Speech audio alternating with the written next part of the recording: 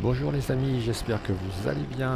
Bienvenue aujourd'hui, je suis heureux de vous accueillir dans cette nouvelle vidéo où pour ma part je vais tester une petite grimpette et je vous parle de mon vélo pour l'année prochaine. Bon, c'est ici que s'achève la descente.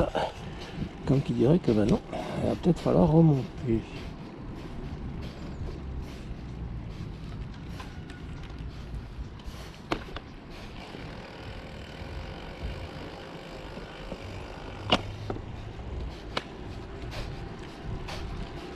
Bon, ça va pas être simple cette histoire.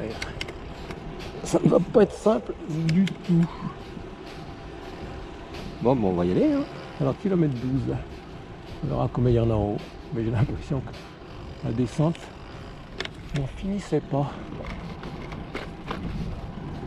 Allez, bah, de toute façon maintenant, on y va.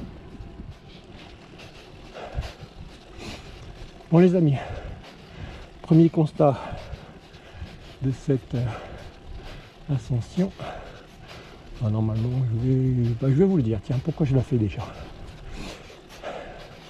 J'ai descendu jusqu'à la ville et je remonte maintenant parce que il se trouve que c'est le début, ce qui n'est pas dramatique, ou la fin, ce qui serait un peu plus compliqué, d'une boucle entre Rochetaillé, le Bessin et retour. Donc ça sera quelque chose de très sympa à faire, mais avant de me lancer dans un truc, j'aime bien savoir au niveau des jambes ce que ça peut donner. Surtout que là, savoir que là on sera en fin de boucle. Mais bon, il y aura une grande montée, après un faux plat montant et ensuite cette ascension. Donc là, on est à 587 mètres. Quand j'ai démarré la caméra, on était à 575. Donc ça signifie que 575 c'est l'altitude de la maison, c'est la douche part. Donc en théorie, cette très longue montée ne devrait pas offrir plus de 200 mètres de dénivelé. Si on est dans un monde un peu logique. Alors on verra là-haut. Pour le moment ça monte bien, hein. On est entre 7, là on est à 7, tout à l'heure on était à 9, donc pour le moment entre 5 et 9, je sais qu'il y aura un ou deux petits coups de cuisse très sympathiques en route, mais bon, a priori, rien qu'on ait déjà fait.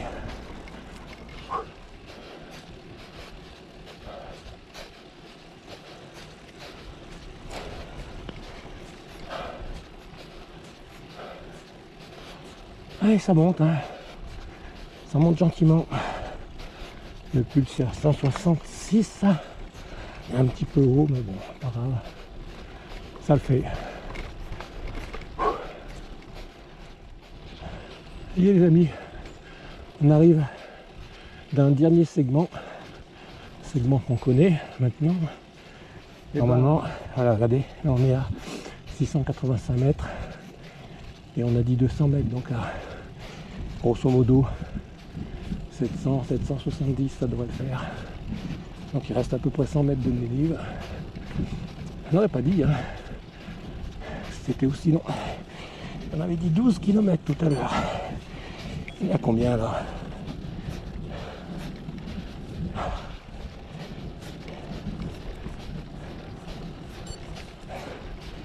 Kilomètre 14. Eh ben, c'est marrant parce que vu le temps qu'a duré la descente, j'aurais vraiment cru qu'il y avait plus de 2 km. Hein. C'est impressionnant comme on est faussé. La réalité est faussée par sa perception des choses. Bon là je sais qu'il y a à peu près 1,5 km, hein, donc c'est un petit peu moins long. Pour ne pas dire que c'est plus court. Mais bon. Donc 2 km là-bas et 1,5 km ici pour la totalité de la grimpette. Allez les amis, on se retrouve plus tard.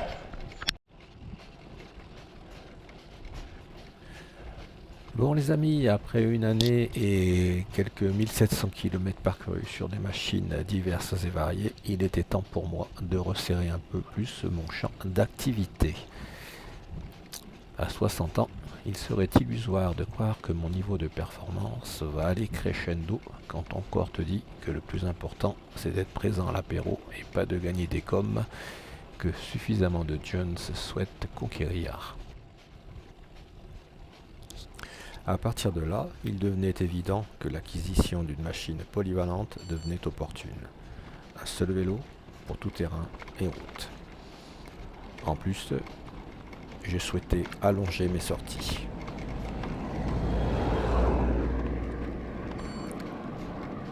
Mais comment faire dans une région où juste pour aller au bout du jardin, il faut prendre 20 mètres de D+. La solution, évidemment, une électrification light pour alléger le poids de la machine, adoucir les pentes, sans pour autant minimiser l'effort physique. Donc le cahier des charges désignait sans aucun doute possible un gravel en VAE.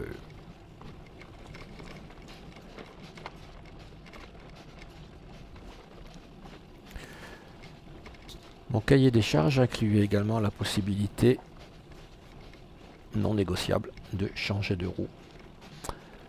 Enfin de pouvoir changer de roue. Donc après quelques recherches, j'ai orienté mon choix évidemment très logiquement vers un moteur pédalier, associé à une couronne de 42 en monoplateau. À cela, on rajoute une cassette 1142. Cela fait un petit peu juste en musculaire avec le léger embonpoint de la machine qui est donné pour 13,5 kg, mais je pense qu'avec une paire de roues route et des pneus en 28 ou 32, il sera possible de grappiller 1 ou 2 kg au maximum. Ce qui devrait amener à un niveau relativement correct pour un vélo de route.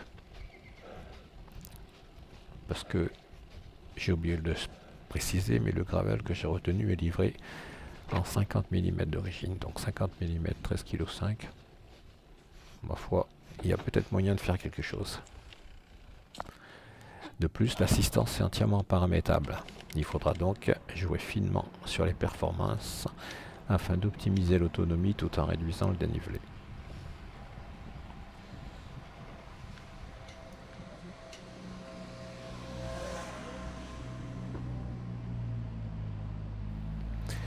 Évidemment, tout est question de compromis. Pour ma part, en tout terrain, 90% de mes chemins sont accessibles en gravel, donc pas de souci.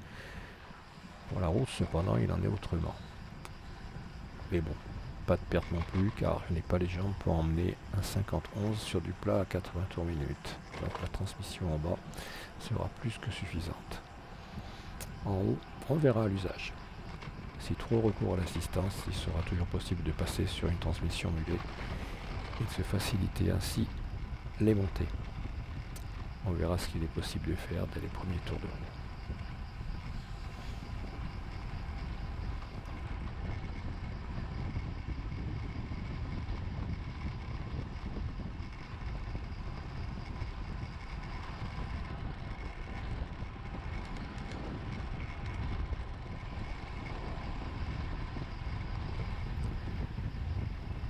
Bah, c'est un gravel assistance électrique, hein.